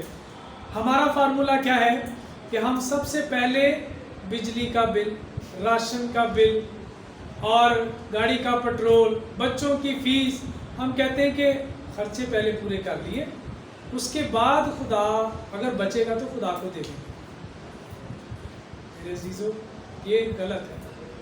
اگر آپ ماں باپ ہوتے ہوئے اپنے بچے کو 50 روپے کی، 20 روپے کی یا 30 روپے کی چپس لے کر دیں، اور پھر آپ اس سے کہیں بیٹا مجھے بھی دینا، تو کیا کرے گا؟ زور سے پکڑ لے گا، نہیں یہ میری ہے. یہی حال ہمارا ہے. ہم بھی خدا دیتا ہے، لیکن اپنے تمام اخراجات، پہلے میرا پیٹ بھر جائے اس کے بعد دیکھیں گے، پھر خدا کو دیں گے. ایمانداروں کا رویہ یکسر اس سے مختلف ہونا چاہیے. شاگردوں کا پہلے آپ نے خود عمل کرنا ہے، اور پھر دوسروں کو شاگرد بنا کر ان کو بھی یہ بات سکھانا ہے. آمین آمین. سو یہ وہ ایٹریبیوٹس ہیں، یہ وہ خوبیاں ہیں جو خدا کی ذات میں ہیں، اور یہ شاگردوں کی ذات میں بھی نظر آنی چاہیے. ان کو ہم قابل شراکت خوبیاں کہتے ہیں. یعنی اگر ہمارے اندر یہ خوبیاں موجود ہوں گی تو ہم خدا کی ذات میں شریک ہو جائیں گے. ٹھیک ہے؟ اگر آپ خدا کی ذات میں شریک ہونا چاہتے ہیں تو آپ کے اندر یہ خوبیاں ہونی چاہیے. آپ قادر مطلق نہیں ہو سکتے، آپ ہر جگہ پر موجود نہیں ہو سکتے. آپ سب کچھ، آل نوئنگ بھی اس کو کہتے ہیں، آل نوئنگ، اومنیشینٹ، سب کچھ جاننے والا، اور آپ غیر متغیر نہیں ہو سکتے. آپ متغیر ہیں، آپ قابل تبدیل ہیں. ہمارا خدا کل اور آج بلکہ اب تک یکساں ہے، نہ قابل تبدیلی ہے اس کے اندر، لیکن ہم تبدیل ہونے والی مخلوق ہیں. ٹھیک ہے؟ ہم کیا ہیں؟ تبدیل ہونے والی. دیکھیے ویڈیو چل رہی. ہم تبدیل ہونے والی مخلوق ہیں. اگر کسی کے پاس ٹائم ہے تو مجھے ٹائم بھی بتا دیں. ہمارے پاس ٹائم ہے. اگر آپ بور ہو رہے ہیں تو ایک عدد جمائی لے سکتے ہیں. اگر آپ نے جمائی ابھی تک روکی ہوئی ہے تو لے سکتے ہیں. ٹھیک ہے جی. لا تبدیل سے ہم نے اب آغاز کرنا ہے کہ انسان جو ہے وہ لا تبدیل نہیں ہے بلکہ قابل تبدیلی ہے. اس کے اندر تبدیلیاں آتی رہی ہیں، آتی ہیں اور آتی رہیں گی. خدا کی ذات واحد ہے جو کل، آج بلکہ اب تک یکساں ہے. نہ کبھی تبدیل ہوا اور نہ کبھی تبدیل. Here comes بھائی نے آ کے جمائی لے لی. تو تبدیلی کے لحاظ سے ہم نے سیکھنا ہے کہ انسان جو ہے وہ کیا ہے؟ تبدیل ہونے والی مخلوق ہے. ٹھیک ہے؟ اور جب ہم تبدیل ہونے والی مخلوق ہیں تو دو قسم کی تبدیلیاں ہیں. ایک وہ جو عمران خان والی ہے، وہ تیسری قسم کی ہے. لیکن ہم نے دو قسم کی تبدیلیاں سیکھنی ہیں. ایک بدنی ہے. ٹھیک ہے؟ فزیکل اپیرنس جو ہے وہ آپ کی چینج ہوتی رہتی ہے. ٹھیک ہے؟ جیسا کہ اگر آپ مجھے آج سے 20 سال پہلے دیکھتے تو میرے سر پر بھی گھنے بال تھے. لیکن اگر آپ مجھے دیکھیں اب اور پہلے کی تصویر دیکھیں تو آپ یقین نہ کریں کہ یہ سر آپ ہی. ایسے ہی انسان میں تبدیلیاں جو ہیں ہوتی رہتی ہیں بچپن سے لے کر. ٹھیک ہے؟ हाथ पाँव छोटे छोटे होते हैं, फिर आहिस्ता आहिस्ता ग्रो करते हम इस लेवल पर आ गए हैं, ठीक है, ग्रोन अप चिल्ड्रन या मैन बन गए हैं। तो तब्दीली जो है फिज़िकल भी है और स्पिरिचुअल भी है, दो किस्म की तब्दीलियाँ हैं। इंसान काबिल तब्दील मखलूक है, ठीक है, हमारे अंदर तब्दीली हो सकती है। और जिस्मानी तब्दीली के बारे में आप बखूबी जानते हैं, ठीक है, आप में तब्दीलियाँ आती रहती हैं, कभी आप मोटे हो जाते हैं, फिर एक्सरसाइज करें तो आप पतले भी हो सकते हैं, ठीक है, और कभी आप टैन हो जाते हैं और क्रीमें श्रीमें लगाएं तो आप फेयर भी हो जाते हैं, ठीक है, तो अगर ना लगाएं तो फिर मेरे जैसे। तो ये तब्दीलियां हैं जो जिस्मानी तब्दीलियां हैं, ठीक है, लेकिन ख़ास तौर पर हमने देखनी है रूहानी तब्दीलियाँ, हमारे अंदर रूहानी तब्दीलियाँ भी आती रहती हैं। सो अभी हम एक हवाला देखेंगे इफ्सियों 2 बाब और उसकी दूसरी।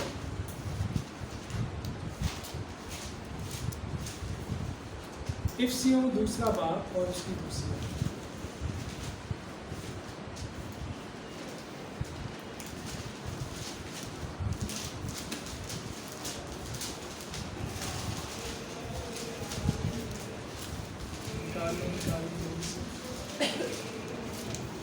इफ्सियों 2 बाब और उसकी दूसरी आयत, ये ऊंची आवाज़ में पढ़ दें।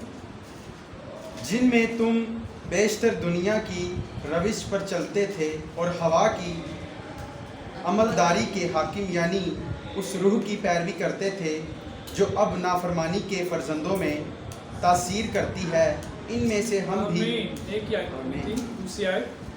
अब यहाँ पर खुदा का बंदा पौलुस इफ्सियों की कलीसिया से मुखातिब है। वो कहता है जिन में तुम पेशतर दुनिया की रविश पर चलते थे। पहले की बात है, पास्ट की बात है, ठीक है।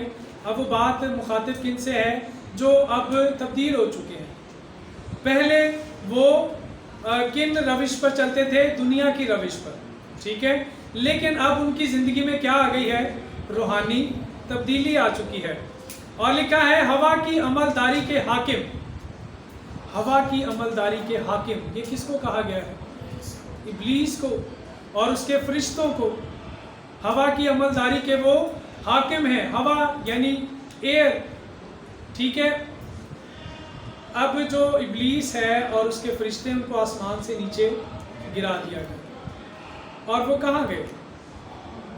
पानी में। पानी में पानी में तैरने मछलियाँ नहीं, पानी में तैरने वाली मछलियाँ तो हो नहीं सकती, मगरमच्छ हो सकते हैं। वो आसमान पहले बताएं कितने हैं? 3 आसमान हैं। सबसे जो ऊपर आसमान है उस पर क्या है? खुदा का तख्त है। डेफिनेटली सबसे ऊपर तो वही है। तो वहीं से उसको गिराया, उसको और उसके फरिश्तों को। तो वो दूसरा आसमान जो है ना, वो वहाँ पर है। वहाँ पर वो गिराए गए हैं।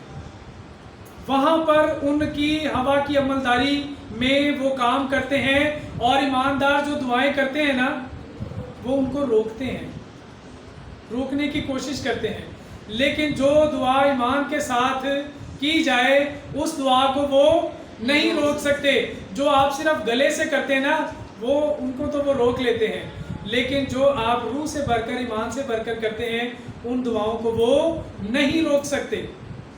सो हवा की अमलदारी यानी आपको, आपकी ज़मीन को जो सराउंड किए हुए है, एक ये आसमान है जो आपको ज़ाहिरी नज़र आता है। एक इससे ऊपर जो आसमान है वो, वहाँ पर फरिश्ते, इब्लीस और उसका जो है वो उन्होंने सर्कल बनाया हुआ है। और वो ईमानदारों की दुआओं को रोकने के लिए, ईमानदारों को वर्गलाने के लिए, और वहीं से वो इब्लीस जो है वो खुदा के बेटों के साथ मिलकर हमारी जाके शिकायतें लगाता है कि तेरा बंदा ये कर रहा है, तेरा बंदा ये कर रहा है। अयूब के हवाले में आपने देखा ना कि वो खुदा के बेटों के साथ चला गया और खुदा के सामने जाके कहता, खुदा ने कहा कि क्या तूने मेरे बंदा पर निगाह की, अयूब पर? तो उसने खुदा को कहा कि तूने तो उसके चारों तरफ बाढ़ लगाई हुई है, तो मैं उसको कैसे कोई नुकसान पहुंचा सकता हूं या आजमाइश में डाल सकता हूं? ذرا اس باڑ کو تو ہٹا. تو خدا نے کہا کہ یہ بھی کر کے دیکھ لے. بعض دفعہ خدا نے اپنے لوگوں کے چوگرد باڑ لگائی ہوتی ہے، لیکن ابلیس کو وہ انٹر کرنے کی اجازت دے دیتا ہے. جب ہم خدا کے ساتھ بڑے اسپرچول چلتے ہیں نا، تو خدا، جیسے ہم اپنی اولاد پر فخر کرتے ہیں کہ ہمارے بیٹے نے یہ کام کیا، یہ اچیومنٹ کی، ایسے خدا بھی ہم پر فخر کرتا ہے، اور فخر کے ساتھ وہ ابلیس کو بتا سکتا ہے کہ میرے بیٹے کو تو نے دیکھا کہ وہ کتنا اچھا ہے، کتنی ایمانداری کے ساتھ چرچ جاتا ہے، بائبل پڑھتا ہے، دعا کرتا ہے. تو ابلیس کہتا ہے کہ تو نے یہ جو ہیج اس کے چاروں طرف لگائی ہے، ذرا اس کو ہٹا تو پھر میں دیکھوں. تو خدا نے جب اس باڑ کو ہٹایا، اس کے اوپر مصیبتیں آئیں، اس نے پھر بھی ثابت کیا کہ وہ کامل ہے، راست باز ہے، خدا سے ڈرتا ہے اور بدی سے دور رہتا ہے. آمین. جی، روحانی تبدیلی. ہم نے جو ورس پڑھی، ہوا کی عملداری کے حاکم یعنی اس روح کی پیروی کرتے تھے جو اب نافرمانی کے فرزندوں میں تاثیر کرتی ہے. وہ روح اب تم میں نہیں. وہ افسیوں کی کلیسیا سے مخاطب ہے کہ اب وہ نافرمانی کے جو فرزند ہیں نا، صرف ان میں تاثیر کرتی ہے. تم میں روحانی تبدیلی آ چکی ہے، اب تم تبدیل ہو چکے ہو. آپ اپنی پہلے کی زندگی جان سکتے ہیں. میں اپنی پہلے کی زندگی ہمیشہ گواہی دیتا ہوں کہ میں نے دنیا کا ہر غلط کام کیا. خدا کو قبول کرنے سے پہلے میری زندگی گناہ میں تھی. خدا نے میری بیوی کی دعاؤں کے وسیلہ سے، میرے ماں باپ کی دعاؤں کے وسیلہ سے میری زندگی کو تبدیل کیا، اور جب میں نے خداوند کو قبول کیا تو میری زندگی یکسر تبدیل ہو گئی. یہ میری زندگی کی بہت بڑی گواہی ہے، اور ہر شخص کی زندگی کی جو سب سے بڑی گواہی ہے، اگر وہ موت کے منہ سے بھی لوٹ آئے تو اس سے بھی بڑی گواہی یہ ہے کہ آپ کی زندگی تبدیل ہوئی ہے. قابل تبدیل مخلوق ہیں آپ تبدیل ہو سکتے ہیں. روحانی تبدیلی یہی ہے کہ اگر آپ گناہ کی زندگی سے خدا کی زندگی میں آ جائیں، ہمیشہ کی زندگی میں تبدیلی ہے. اسی لیے خدا کا بندہ پولس رومیوں کے نام جو خط لکھتا ہے، اس کے 12ویں باب کی پہلی اور دوسری آیت میں لکھتا ہے. یہ آیت بھی آپ کو زبانی یاد کرنی چاہیے، بڑی مشہور آیت ہے. پڑھ دیں، کوئی بات نہیں. 12 اور پہلی اور دوسری. بس اے بھائیوں، میں خدا کی رحمتیں یاد دلا کر تم سے التماس کرتا ہوں کہ اپنے بدن ایسی قربانی ہونے کے لیے نظر کرو جو زندہ اور پاک اور خدا کو پسندیدہ ہو. یہی تمہاری مقبول عبادت ہے. اور اس جہان کے ہم شکل نہ بنو، بلکہ عقل نئی ہو جانے سے اپنی صورت بدلتے جاؤ، تاکہ خدا کی نیک اور پسندیدہ اور کامل مرضی تجربہ سے معلوم کرتے رہو. میں آمین. جی، بس ہے بھائیوں، میں خدا کی رحمتیں یاد دلا کر تم سے التماس کرتا ہوں. پاسٹر اسکل سروش سے اس ورڈ کی پروننسیشن کا ایگزیکٹ پتہ مجھے چلا. پہلے ہم ان کے چرچ جاتے تھے تو وہ اکثر رحمت کو رحمت کہتے ہیں. اگر آپ نے کبھی ان کو سنا ہو تو اپنے کلام میں ورڈ رحمت بولتے ہیں. اکثر ہم غلط پروننسیٹ کرتے ہیں، ہم رحمت کہتے ہیں. یہ ورڈ رحمت نہیں ہے، رحمت ہے. کیا ہے؟ رحمت ہے. اگر کسی بھائی کا نام ہو نا رحمت، تو اس کو آپ نے رحمت نہیں کہنا، اس کو آپ نے رحمت ہی کہنا، کیونکہ وہ اس کا نام ہے. لیکن جو اردو کا ورڈ ہے نا رحمت، مرسی، ٹھیک ہے، اس کو آپ نے صحیح پروننسیٹ کرنا ہے. تو یہاں پر خدا کی رحمتیں یاد دلا کر تم سے التماس کرتا ہوں کہ اپنے بدن ایسی قربانی ہونے کے لیے پیش کرو جو زندہ اور پاک اور خدا کو پسندیدہ ہو. یعنی ہمارے بدن جو ہے وہ قربان ہونے کے لیے، وہ قربانی نہیں جو یسوع نے دے دی صلیب پر، بلکہ ہمارا خدا کے حضور جھکنا، پرسنل پریئر کرنا، خاندانی دعا کرنا اور چرچ پریئر کرنا، کلیسیائی جس کو عبادت کہتے ہیں. یہ 3 قسم کی دعائیں لازمی آپ کی زندگی میں ہونی چاہیے. पर्सनल प्रेयर, फैमिली प्रेयर और चर्च प्रेयर, ठीक है, ख़ानदानी दुआ और कलीसियाई दुआ और पर्सनल दुआ, ये लाजमी होनी चाहिए। तो इस तरह से आप अपने बदन जो है कुर्बानी होने के लिए पेश करते हैं, जिंदा कुर्बानी, ठीक है। बाज़ दफ़ा हम दुआ करते हैं बड़े मुर्दा से होते हैं, ना अल्फाज में क़ुव्वत होती है, ना जज्बात में क़ुव्वत होती है, ना कोई रूहानियत होती है, मुर्दा सी दुआ करते हैं। लेकिन खुदा कैसी कुर्बानी मांगता है? आपकी जो शुक्रगुजारी है ना, दरअसल ये शुक्रगुजारी की कुर्बानी गुजरानते हैं आप। शुक्रगुजारी एक कुर्बानी है। जैसे पहले भेड़ बकरों की कुर्बानी दी जाती थी, तो उस कुर्बानी के लिए जानवर का जिंदा होना ज़रूरी था, मुर्दा की कुर्बानी कबूल नहीं होती थी। जिंदा होना और फिर पाक होना, ठीक है। उस कुर्बानी में जानवर का ना तो कान कटा होता था, ना उसकी दुम कटी होती थी, ना वो लंगड़ा होता था, ना उसके कहीं ज़ख्म होता था, बिल्कुल पाक जानवर जो है वो गुजराना जाता था। तो आपकी जो कुर्बानी है, बदन जो है, आपका बदन भी ऐसा ही होना चाहिए। जब आप खुदा के हजूर दुआ करते हैं, शुक्रगुजारी करते हैं, इबादत करते हैं, तो आपका बदन भी कैसा होना चाहिए? पाक होना चाहिए, जिंदा, पाक और खुदा को पसंदीदा, ठीक है। खुदा को पसंद आनी चाहिए आपकी कुर्बानी। जैसे काइन और हाबिल थे, ठीक है। खुदा ने किसकी कुर्बानी कबूल की? खुदा ने हाबिल की कुर्बानी कबूल की, और काइन जो उसका बड़ा भाई था उसकी कुर्बानी उसने कबूल नहीं की। वजह क्या थी? क्यों हाबिल की कुर्बानी कबूल की? ईमान के साथ उसने कुर्बानी दी थी। लेकिन जो काइन था उसने बेदिली से कुर्बानी दी थी, दिल की खुशी से कुर्बानी नहीं दी थी। हमने अपने बदनों को दिल की खुशी से कुर्बानी के लिए देना है। खुशी के साथ खुदावंद की हम्द करो, खुशी के साथ उसके घर आओ। बाज़ दफ़ा बहुत से ईमानदार मजबूरी से आते हैं, सिर्फ पास्टर को दिखाने के लिए कि अगर मैं ना गया तो अगले संडे पास्टर पूछेंगे क्यों नहीं आए, तो मैं क्या बहाना बनाऊंगा। इस डर से नहीं आते हैं चर्च, दिल की खुशी से नहीं आते, दिल की खुशी से दुआ नहीं करते। बहुत से लोग दिखावे के लिए दुआ करते हैं कि अगर आज मैं ख़ानदानी दुआ में ना गया, चर्च में ना गया, तो फ़लाँ मुझ पे उंगली उठाएगा, पिछले संडे क्यों नहीं आए, ठीक है। इस डर से नहीं, दिल की खुशी से। तो पसंदीदा होना ज़रूरी है। हाबिल की कुर्बानी क्या थी? खुदा को पसंद थी, क्योंकि उसने ईमान से कुर्बानी दी थी।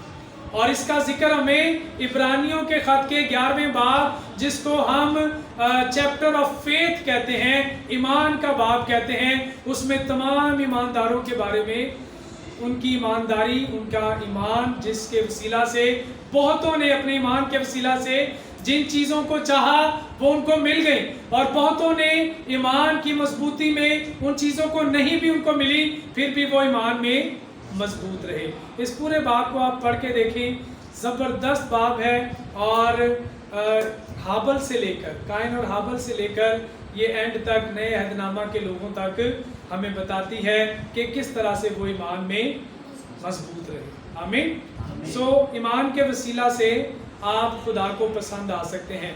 और 11वें बाब में ही, इब्रानियों के 11वें बाब की 6ठी आयत में लिखा है कि खुदा को, बगैर ईमान के खुदा को पसंद आना नामुमकिन है। आमीन। सो ईमान के साथ जो दुआ करेंगे वो ज़रूर खुदा को पसंद आएगी। अब तब्दीली की बात है, यहाँ अगले हिस्सा में लिखा है, यही तुम्हारी माकूल इबादत है। और दूसरी आयत में लिखा है, इस जहान के हम शक्ल ना बनो, बल्कि अकल नहीं हो जाने से अपनी सूरत बदलते जाओ। अकल नहीं हो जाने से सूरत बदलते जाना है। सूरत कैसे बदलनी है? मेकअप करके? यहाँ पर किस सूरत की बात हो रही भाई? ठीक है। हमारी बहनें जो है ना, शादियों पर इतना ज़्यादा तैयार हो जाती हैं कि अगर आप उनको बाद में देखें ना, तो आप पहचान नहीं सकते, ये तस्वीरों वाली तो बहन कोई और है, आप तो नहीं लग रहे। वो आप शुरू हो गए भाई। आप भाई भी शुरू हो गए हैं, लेकिन वो इस कदर नहीं करते जितना शक्ल ही तब्दील हो जाए। वो मेरी बेटियां देखती हैं यूट्यूब पे LED के ऊपर ना, तो वो पहले डब खड़बी सी शक्ल दिखाते हैं और जब वो मेकअप कंप्लीट कर लेते हो इंटायरली डिफरेंट, बिल्कुल मुख्तलिफ एक मखलूक आ जाती है। मतलब इतनी वो ब्यूटी भर देते हैं ना फेस में ब्यूटी पार्लर वाले कि आप पहचान नहीं सकते कि क्या ये वो पहले वाली लड़की है। तो सूरत बदलनी है रूहानी, अंदर की सूरत, ठीक है।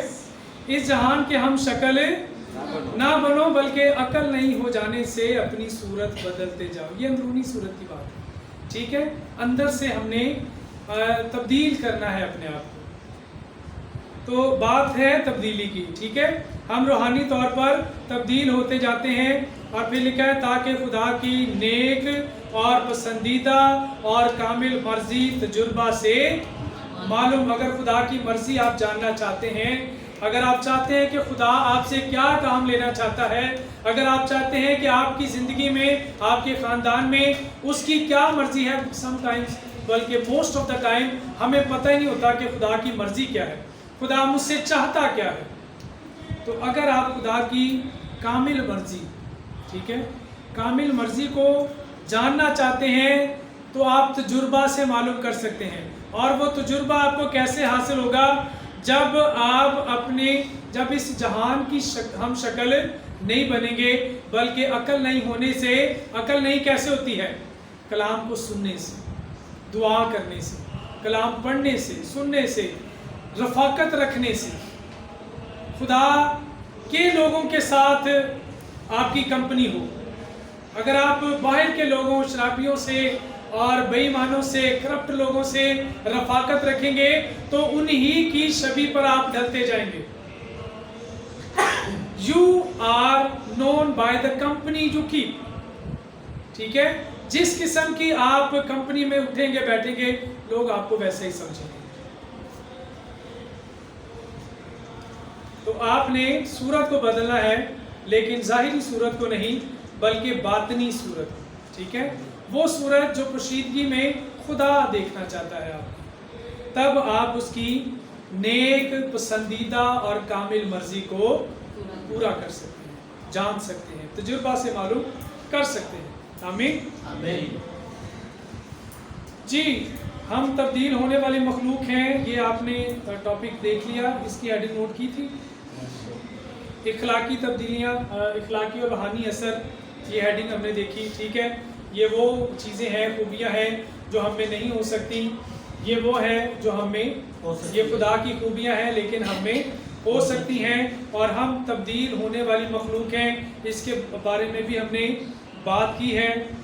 और अब नेक्स्ट टॉपिक है, हम असर लेते हैं और असर डालते हैं। ये हेडिंग है, हम असर लेते हैं और असर डालते हैं।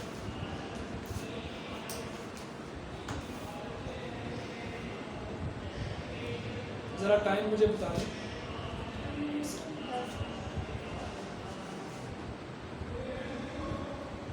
हम असर लेते हैं और असर डालते हैं।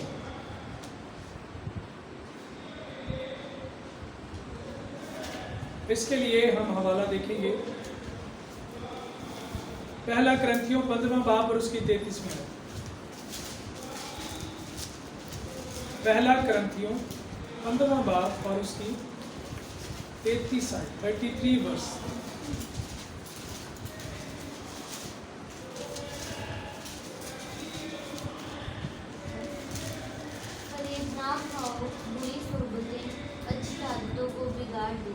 आमीन आमीन।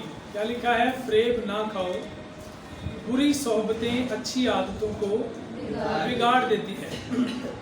एक बच्चा जब वो घर से बाहर नहीं निकलता, घर के अच्छे माहौल में रहता है, तब तक वो ठीक रहता है। लेकिन जैसे वो घर से बाहर निकलता है, तरह तरह के उसको फ्रेंड्स मिलेंगे, कंपनी जो है उसकी ख़राब उसको मिल सकती है। तो यही बात खुदा का बंदा कह रहा है कि बुरी सोहबतें अच्छी आदतों को बिगाड़ देती हैं। यानी हम अगर बुरे हैं तो हम दूसरों पर बुरा असर डालेंगे, ठीक है। अगर हम अच्छे हैं तो हम दूसरों से बुरी बातों को अडॉप्ट करेंगे।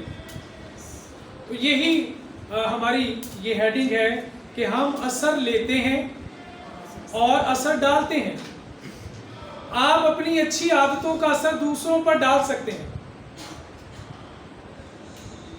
कोई शख्स कह सकता है कि भी मेरे अंदर इतने गैट्स नहीं हैं, मेरे अंदर इतनी खूबियां नहीं है कि मैं दूसरों पर अच्छा असर डालूं, या मेरे अंदर इतनी बुरी बातें हैं कि मैं दूसरों के ऊपर कैसे अच्छा असर डालूं।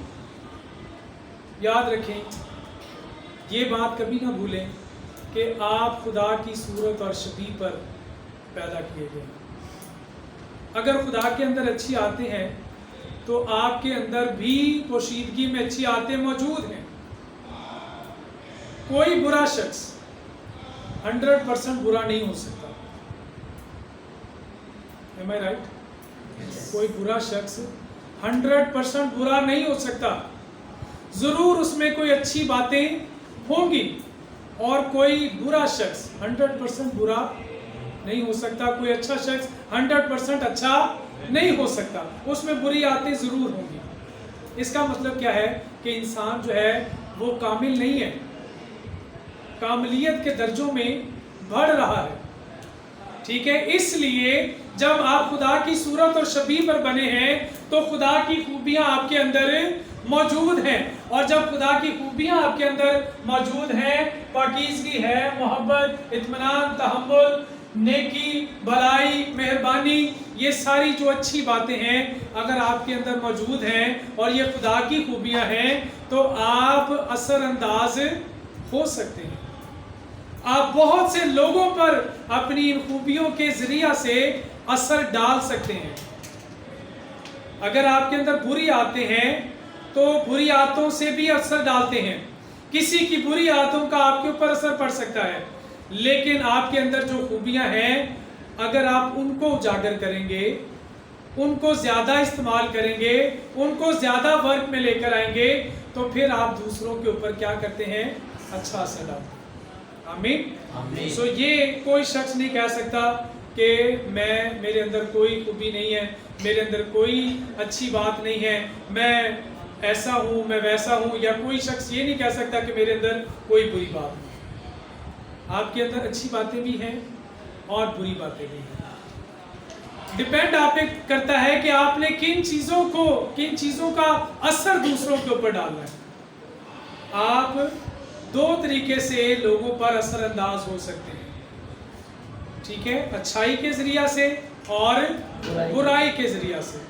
आप असर रखने वाली मखलूक हैं, दूसरों पर असर डालने वाली मखलूक हैं। एक और हवाला देखें, पहला करंथियों 5वां बाब और उसकी 6ठी आयत। पहला करंथियों 5वां बाब और उसकी 6ठी आयत।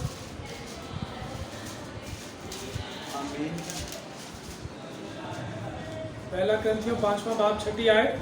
तुम्हारा फख्र करना खूब नहीं, क्या तुम नहीं जानते कि थोड़ा सा खमीर सारे गूंदे हुए आटे को खमीर कर देता है। आमीन। एक याद पढ़नी थी, तुम्हारा फख्र करना खूब नहीं। फख्र करना, क्या आपने कभी किसी चीज पर फख्र किया है? अपनी ताकत पर, अपनी खूबसूरती पर, अपनी दौलत पर, अपने रुतबे पर। अगर अथॉरिटी आपको कोई मिली है तो उस पर प्राउड हो जाते हैं समटाइम्स, ठीक है। कुछ लोगों को गेट पर खड़ा कर दिया, जो लोग उनको पसंद होते हैं उनको आने देते हैं, ठीक है, या उनको पकड़ के ले जाके अच्छी जगह पर बिठाते हैं, और जो लोग आपको पसंद नहीं, नांग जो आप भी बैठ जाओ जितने जगह लगती। तो ये क्या है? रुतबे का एक आपको अपॉइंट किया गया है एक पोजीशन पर, तो एक फ़ख्र है, ठीक है। और तकब्बुर जो है ये सबसे पहला गुनाह है। पता आपको सबसे पहले फ़ख्र किसने किया? सबसे पहले बाज़ लोग समझते हैं कि नाफरमानी का गुनाह सबसे पहला गुनाह है। सबसे पहला गुनाह इब्लीस ने किया, और वो तकब्बुर, घमंड, ये गुनाह था, ठीक है। उसने कहा कि मैं अपना तख्त खुदा के आसमान से भी ऊपर ले जाऊंगा, मैं खुदा की मानिंद बन जाऊंगा। تو اگر آپ حزقیل کے صحیفہ میں دیکھیں نا تو وہاں پر ابلیس کو جو خدا نے بنایا ہے نا، جیسا 28ویں باب میں یہ حوالہ آپ کو ملے گا، ایسا خوبصورت خدا نے اس کو بنایا ہے، قیمتی جواہرات، موتیوں، پخراج اور یہ جو قیمتی موتی ہیں ان سے اس کو خدا نے بنایا، اور اس کے جو پر تھے وہ ایسے زبردست بنائے کہ ان میں سے ساز نکلتے تھے، میوزک کی آواز، اور اس کو سایہ افغن کا خطاب دیا خدا نے۔ سایہ افغن کا مطلب خدا کے تخت پر وہ سایہ کرتا تھا، اور فرشتے کوائر بنتے تھے، وہ جب ساز بجاتا تھا تو فرشتے خدا کی حمد کرتے تھے۔ اس قدر خدا نے اس کو رتبہ دیا، اور اس رتبے کی وجہ سے اس کے اندر غرور سما گیا۔ سو اگر آپ کو رتبہ ملتا ہے، خوبصورتی ملی ہے، دولت ملی ہے، تو یہ آپ کے اندر فخر کا باعث نہیں ہونا چاہیے۔ آمین۔ کیا تم نہیں جانتے کہ تھوڑا سا خمیر سارے گندے ہوئے آٹے کو خمیر کر دیتا ہے؟ اگر آپ میں ذرا سی بھی اچھائی ہے تو وہ آپ کے اندر ساری برائی پر غالب آ سکتی ہے، ٹھیک ہے؟ جس طرح سے تھوڑا سا خمیر سارے گندے ہوئے خمیر کو کیا کر دیتا ہے؟ خمیر بنا دیتا ہے، ایسے ہی تھوڑی سی برائی آپ کے اندر مکمل طور پر آپ کی ذات کو برا بنا سکتی ہے، ٹھیک ہے؟ تو اس بات سے ہم نے سیکھنا ہے کہ اگر تھوڑا سا بھی تکبر ہے، غرور ہے، تو اس کو اپنی ذات سے دور کرنا ہے۔ آمین۔ نیکسٹ ہیڈنگ آپ نوٹ کریں گے، یہ ہے جو ہم نے ابھی ٹاپک کیا، آپ اثر لیتے ہیں اور آپ اثر انداز ہو سکتے ہیں، یہ ٹاپک تھا۔ اگلا آپ ہیڈنگ نوٹ کر لیں، آپ کس طرح اثر انداز ہوتے ہیں؟ کس طرح اثر انداز ہوتے ہیں؟ آپ کس طرح اثر انداز ہوتے ہیں؟ خدا متاثر کن ہے، اس پہ آمین بنتا ہے۔ آمین۔ خدا متاثر، یا تو آپ کو سمجھ نہیں آئی کہ میں نے کہا کیا، اس لیے منہ سے آمین نہیں نکلا۔ متاثر کن کا مطلب کیا ہے؟ ہی از افیکٹو، وہ اثر رکھتا ہے، اس کے کلام میں اثر ہے، اس کی ذات میں اثر ہے، پوری کائنات میں آپ کو اس کا اثر و رسوخ نظر آتا ہے۔ خدا متاثر کن ہے، نہیں یہ ہیڈنگ نہیں ہے، یہ آمین کے لیے جملہ ہے۔ خدا متاثر کن ہے، اور اس نے آپ کو بھی متاثر کن بنایا ہے، آپ بھی دوسروں کو متاثر کر سکتے ہیں۔ آمین۔ سو آپ کس طرح سے دوسروں کو متاثر کر سکتے ہیں؟ حوالہ دیکھیں، پہلا پطرس 2 باب اور اس کی 18ویں آیت سے 20ویں آیت۔ پہلا پطرس 2 باب، پطرس کا پہلا خط، ورس نمبر اس کی 18ویں سے 20ویں آیت۔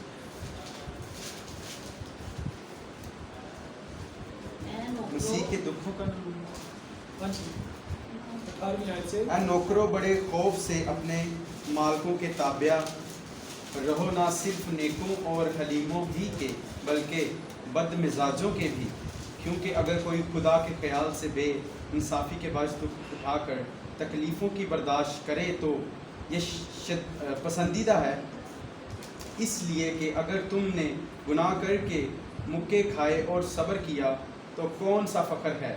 ہاں، اگر نیکی کر کے دکھ پاتے اور صبر کرتے ہو تو یہ خدا کے نزدیک پسندیدہ ہے۔ آمین آمین۔ اب یہاں پر خدا کا بندہ پطرس جو بڑا جوشیلا شاگرد تھا، ہر بات میں کود پڑتا تھا، ہر بات میں جواب دیتا تھا، سوال اٹھاتا تھا، وہ نوکروں سے مخاطب ہے، ٹھیک ہے؟